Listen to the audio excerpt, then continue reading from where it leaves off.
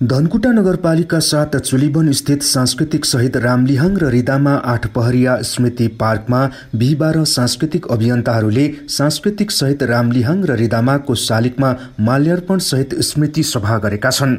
बडा दशैंको विजयादशमीको दिन सांस्कृतिक शहीद रामलिहाङ रिदामा 8 पहरिया स्मृति सभा आयोजक समिति र मंगोल नेशनल अर्गनाइजेसनले छुट्टा छुट्टै कार्यक्रम गरी रामलिहाङ र रिदामाले आन्तरिक सांस्कृतिक उपनिवेश विरुद्ध दिएको बलिदानको स्मरण गरेका हुन्।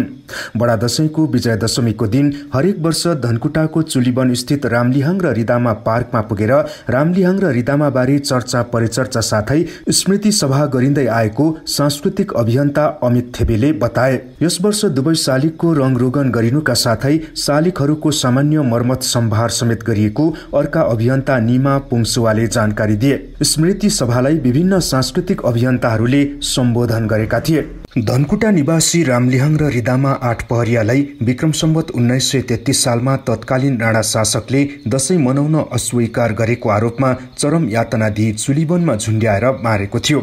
8 पहरिया अगुवाहरूका अनुसार उनीहरू 8 पहरिया समुदायका पुजारी थिए। राणा शासकको दशैं मनाउनु भन्ने आदेश अवज्ञा गर्दा उनीहरू मारिन पुगेका थिए।